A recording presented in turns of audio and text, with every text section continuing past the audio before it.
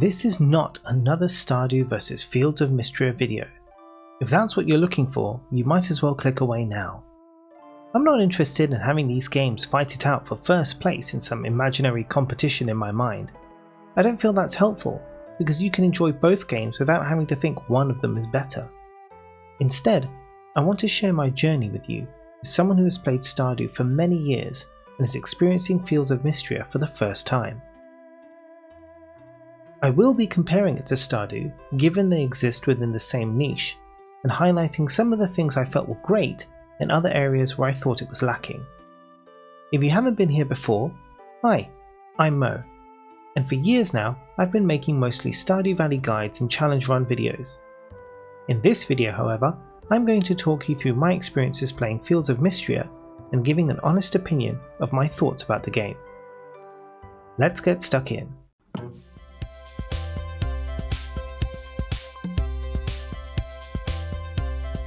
I would like to start by highlighting the fact that this was my first time playing Fields of Mistria. Before and during the time of making this video, I hadn't watched anyone else play the game, nor did I look up anything in the wiki. I went in completely blind, just as I did with Stardew Valley all those years ago. With that out of the way, let's begin. As with all of the best games, we start by creating our character, and I have to say that the character creation of Fields really intrigued me. Although there's not a lot of options in terms of clothing to begin with compared to Stardew, I quickly learned that you get plenty of clothing options in the game. Furthermore, you can choose the colour of your clothes any time during the game, which I also really loved. I also found that the clothing does not take up slots in your precious inventory, so you can not only change your clothes at any time, you also don't need to carry them with you or store them in a chest or wardrobe either. After we make our character, it's time to find out what this Mistria thing is all about. In Fields of Mistria, your character has been invited to the town of Mistria following a devastating earthquake that ruined much of the area. What once was a bustling hub of commerce and tourism has now fallen into neglect and disrepair. You were introduced to Addict Island, siblings and heir to the Mistria throne, so to speak. Children to the Baron and Baroness, who are away on business. Addict Island have a plan to fix the town, and surprise surprise, it involves making you do all the work. Bringing you in to take over an old farm and fixing up the town, restocking the museum and improving everyone's businesses will boost up the town's renown, bringing more positive attention to the place and making Mistria as popular as it once was. That's the idea anyway. In the process, you'll interact with NPCs, uncover new areas, upgrade your farm, tools and skills, build friendships, including those of a romantic nature. So let's take a look at these things one by one and see the delights that the game has to offer. The first place you'll start off is your farm, so it makes sense to talk about your house and farming first. You have a very modest home to begin with. This can of course be decorated and later upgraded as you progress through the game. Stepping outside, the plot of land at your disposal is moderately sizable. You are surrounded by water to the east and south, and otherwise have plenty of land to clear to make way for crops, flowers, and animals. For those of you who have played Stardew, you'll see some similarities in the game mechanics. The ever-moving time, the energy levels, 2 AM bedtime, and so on. I won't list everything that's the same as Stardew here. You'll see the similarities throughout the video, and I'll talk about it more at the end. Preparing land for farming is a multi-step process. You're given a small dugout area ready to farm on. If you want to expand this area, you will need a shovel. Once the land is cleared and dug, it needs to be hoed and eventually watered once your seeds are planted. Pretty much all the land can be dug, so if you wanted to grow seeds, there's plenty of room to do so. I tried spending time trying to clear the farm, but it's quite the task. Not only that, but everything seemed to grow back so quickly. I eventually gave up on trying to make it look nice because it was an exercise in futility. Maybe there was something I missed. A running theme in this video will be me reminding you that I refuse to look at the wiki. so it's possible I was doing something wrong at every stage of the game, but I just wanted to try and work things out on my own. I will say that I found the controls difficult to get the hang of. In Stardew I was used to just holding down the mouse to keep watering or chopping or mining.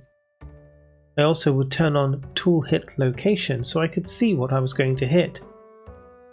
I realised that in Mistria you need to check the controls, because there is a button you can press to make the tool repeatedly hit, but it's actually the power up button, which isn't obvious.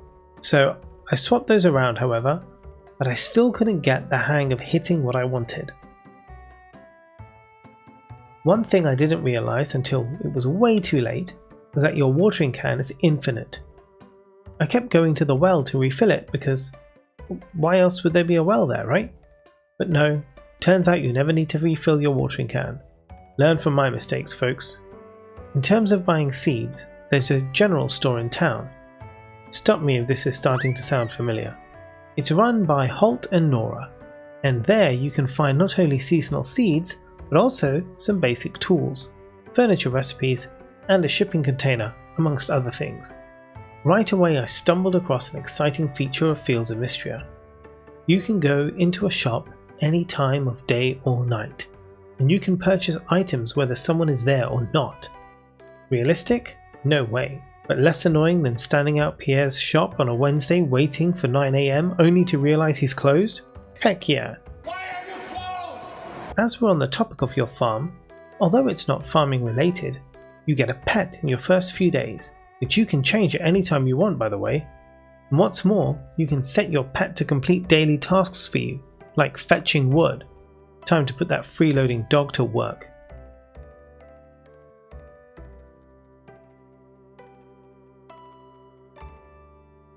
Growing lots of delicious crops is nice, but if you want them to be even nicer, you're going to need to master the art of cooking.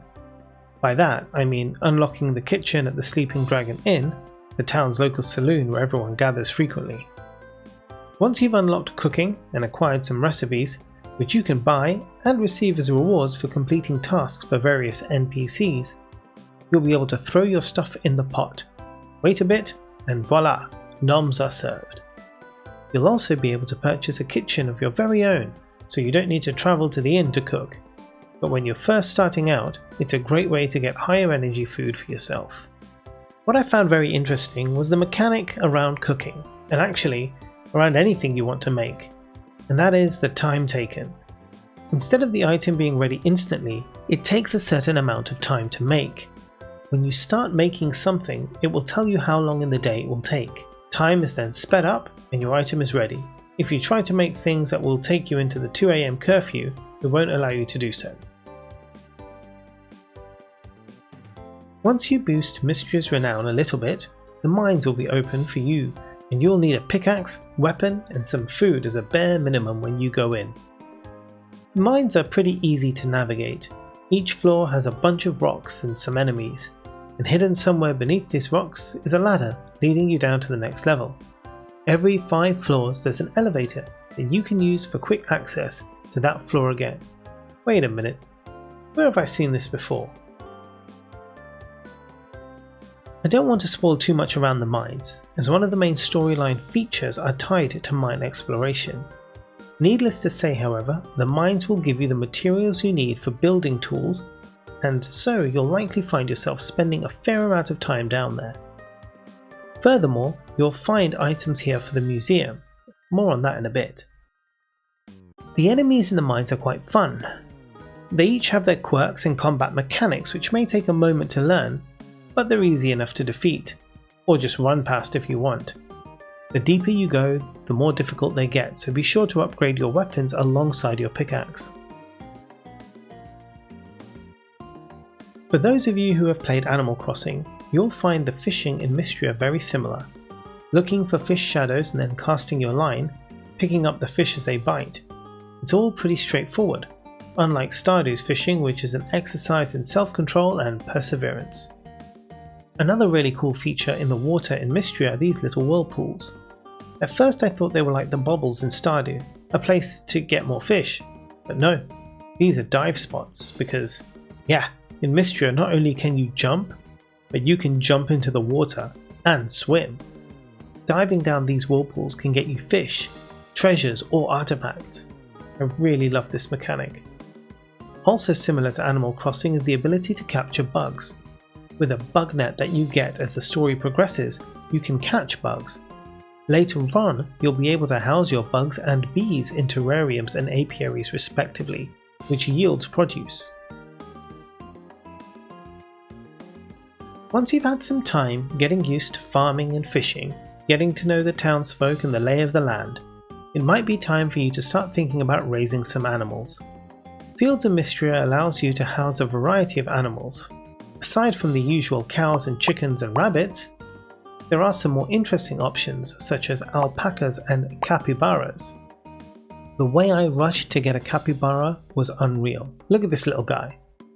My heart! Feed your animals and pet them or pick them up to get them to give you milk, eggs and so on. An interesting game mechanic I found with the animals was the bell. Each animal house has a bell and you ring that bell to let your animals out so they can graze on your farm. You have to ring it again to let them back in. The fact that each building has its own bell can get quite tedious. You can, however, build a big bell that can be used for all of the animals, so I would definitely recommend getting on that as soon as you have more than one animal house. Generally, animals outside will be happier, especially since you can even buy toys for them to play on. A chicken seesaw? What? However, be warned that if you let them out on rainy days, they will be very unhappy with you. Furthermore, if you don't forget to ring the bell to let them in at night, they will stay out all night and be disappointed with you the following day.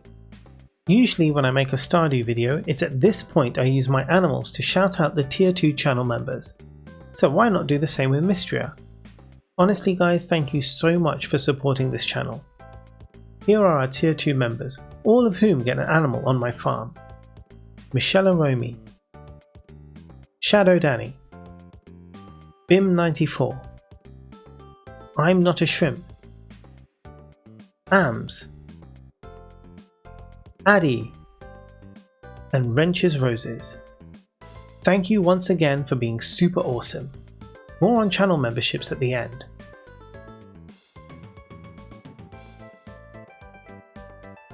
In Fields of Mistria, you don't need to rely on a carpenter or a blacksmith to make everything for you. In fact, it's up to you to learn how to make things and head over to the smithy or carpenter to use their tools to make it yourself.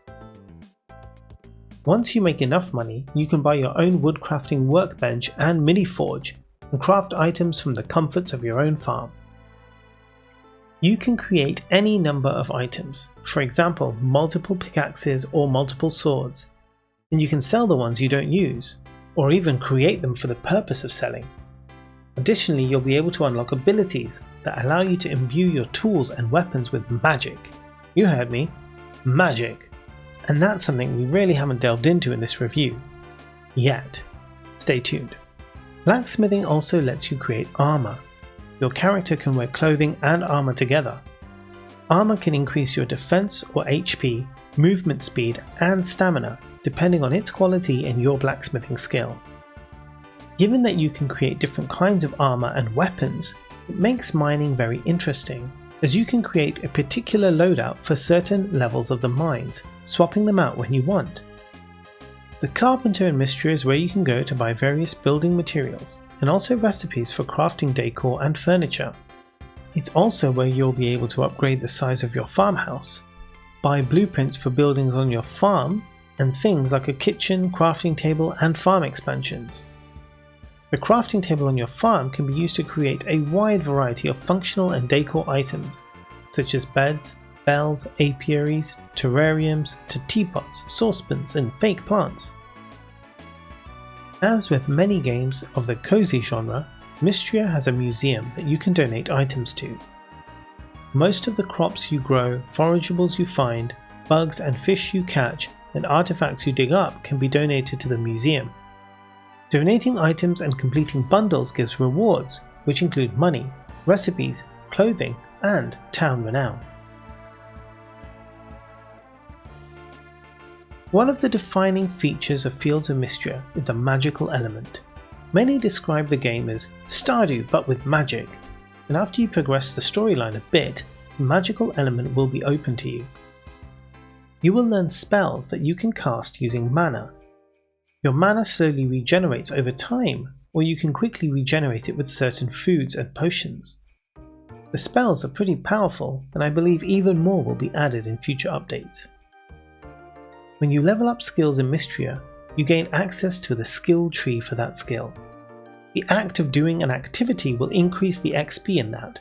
For example, the more you cook, the more cooking XP you get. Visiting the dragon statue on your farm allows you to unlock skills for your character. You can access the skill trees for farming, fishing, archaeology, cooking, ranching, woodcrafting, and blacksmithing from this statue. If you want to unlock perks to do with mining and combat, you'll need to do this at the dragon statue in the mines. But how do you unlock perks? Well, that's where essence comes in. Essence is another currency in Fields of Mistria that is used to purchase skill perks. It can also be used in crafting. You gain essence by using your skills, such as fishing or mining or farming. As you do these activities, you'll see a small glowing orb being dropped randomly. Collect the orbs to increase your essence, then head over to the appropriate statue to spend the essence. I really love this game mechanic. Being able to clearly see all the different skills ahead of time and choosing what to unlock and when is really useful, especially knowing that if you select one, you don't lose access to the other ones. Before I conclude, I wanted to take the opportunity to show you how the game looks across the different seasons, so enjoy this little montage I put together for your viewing pleasure.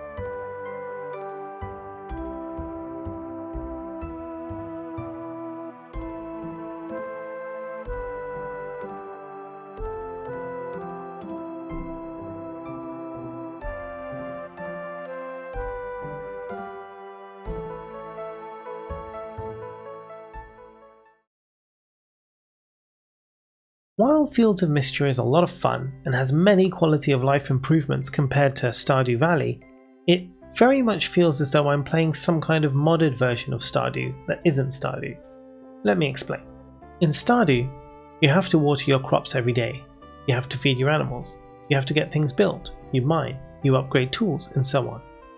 For many people playing Stardew, a lot of these activities can become tedious, or are difficult to manage given the time constraints.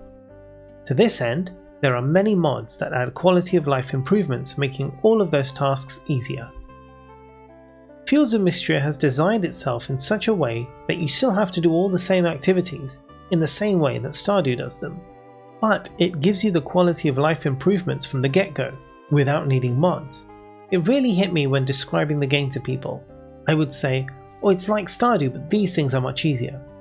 And for me, that's a bit of a problem, because it's built in the shadow of Stardew, emulating so much of Stardew that it doesn't feel dissimilar enough to be regarded on its own. It feels like a game that was created to appeal to Stardew players by saying, hey, do you like Stardew but find these things annoying? Try Fields of Mistria, which for me makes the game feel uninspired in some ways. Don't get me wrong, it is a different game, but I just wish they moved away from so many mechanics that are identical to Stardew so that it could be more of its own game. Let me give you a concrete example of what I mean. In Stardew, if you stay out past 2 AM, you pass out and you pay a fee. In Mistria, if you stay out past 2 AM, you pass out, but you wake up later the next day, but you don't lose any money. Some would say that Mistria is superior in this regard, because you don't want to lose your money. But why does it have to have the same 2 AM pass out time and mechanic as Stardew? Why did they need to copy it so closely and just tweak it to make it slightly easier than implementing something completely different and original? It's a lot of borrowed and tweaked ideas that people who play Stardew will instantly recognize and think, oh, that's easier. Having the shops be open anytime, being able to enter any building whenever you want, your tools not using energy if you miss a click, or your watering can not needing filling all seems like really great features for Stardew players that have been burned too many times when racing to a shop only to find it's closed, or constantly using the wrong tool on the wrong thing and wasting energy. But with that comes a negative side I never really thought about before. When playing Mistria, I didn't have that same emotional reaction to the game, getting annoyed at Pierre for being closed on Wednesdays, or at Marnie for just standing around looking at her microwave, or hating Clint for being a creep, are universal experiences of all Stardew players. It brings us together. It gets us making memes. We laugh and cry about this shared frustration. We have to plan our days, weeks and seasons around these things, and it makes the game interesting.